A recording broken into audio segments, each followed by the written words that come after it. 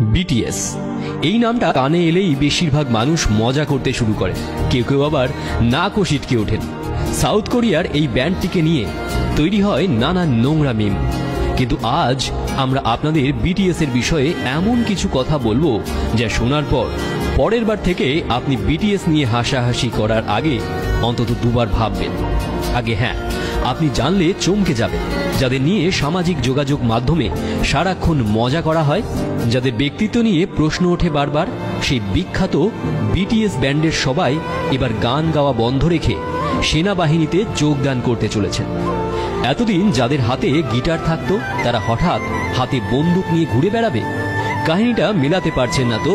চলুন আজ আপনাদের বিটিএস সম্পর্কে যাবতীয় দৃষ্টিভঙ্গি বদলে দিই। সামাজিক যোগাযোগ মাধ্যমে যারা সারাদিন বিটিএস নিয়ে মজা করেন, বিটিএস এর পোস্টে হা হা রিয়াকশন দেন, তাদের যদি জিজ্ঞেস করেন আপনারা কোন কারণে এমনটা করেন, তখন তারা হয়তো চুপ করে যান, কোনো উত্তরই খুঁজে পান না। কারণ এই মানুষগুলো এটা জানেন না যে বিটিএস ব্যান্ডের ওই 7টা ছেলের জীবন একসময় কতটা কঠিন ছিল।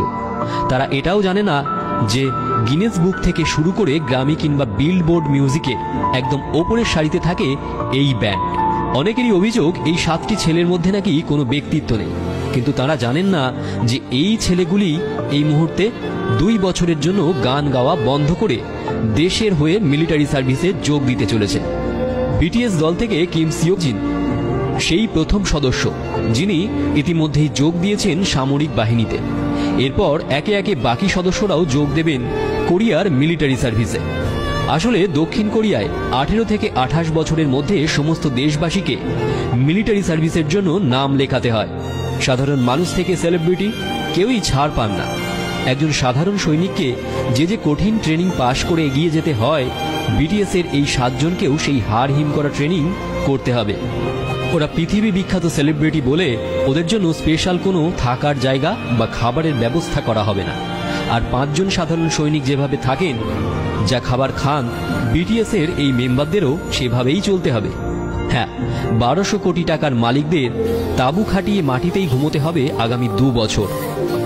এবারের কাতার বিশ্বকাপ দারুণ সফল। মেসির হাতে কাপ ওঠার ফলে এই বিশ্বকাপকে অনেকেই অন্যতম সেরা বিশ্বকাপ বলেছেন। এই বিশ্বকাপেই পারফর্ম করেছিল বিটিএস ব্যান্ডের অন্যতম নামী মেম্বার জংকুক। বিটিএস নিয়ে অনেকে নাক কুঁচকালেও এই পারফরমেন্স দেখে মনে মনে বলেছেন, না, ছেলেটার সত্যিই এলেম আছে। সারা পৃথিবী চেনে এই ব্যান্ডকে, কখনো ক্যান্সার আক্রান্ত বাচ্চাদের জন্য, আবার কখনো করোনা আক্রান্ত মানুষদের জন্য কোটি কোটি টাকা দান করে দেয় এই ব্যান্ড। হাজার সমালোচনা ব্যঙ্গকে তুড়ি মেরে উপেক্ষা করে 1 নম্বরেই থাকে এই ব্যান্ড। ইতিমধ্যেই আমেরিকা ছাড়িয়ে ভারত, বাংলাদেশেও দারুণ জনপ্রিয় বিটিএস। ধর্মতলা কিংবা ঢাকার বাজারে বিটিএস লেখা টি শার্টের ডিমান্ড কিন্তু আকাশ ছোঁয়া। শুধুমাত্র এই বিটিএস এর জন্যই দক্ষিণ কোরিয়ায় ট্যুরিস্টদের ঢল নেমেছে। তাই বিটিএস ব্যান্ড মেম্বাররা যদি সেনাবাহিনীর ট্রেনিংয়ে যোগ না দিতে চাইতেন, তাহলে তাদের কেউ কিছু বলতো না। কিন্তু তারা নিজেদের সেলিব্রিটি ইমেজের প্রভাব খাটায়নি। সাধারণ দেশবাসীর মতো তারাও দেশের কাজে লেগে পড়েছেন। এই ছেলেগুলোর কেউ রাস্তায় নেচে পয়সা রোজগার করত, আবার কেউ বা বাড়ি বাড়ি খাবার ডেলিভারি করে মা বাবার হাতে টাকা তুলে দিত। কাউকে আবার শুধুমাত্র চাষির ছেলে হওয়ার জন্য ব্যঙ্গও সহ্য করতে হয়েছে ছোট থেকে।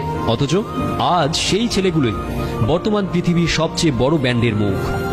আমাদের তরফ থেকে বিটিএস এবং তাদের ফ্যান অর্থাৎ বিটিএস আর্মিদের জন্য রইল অনেক অনেক শুভেচ্ছা। সেনাবাহিনীর ট্রেনিং শেষ করে খুব তাড়াতাড়ি আবার গানের জগতে ফিরে আসুন আপনারা।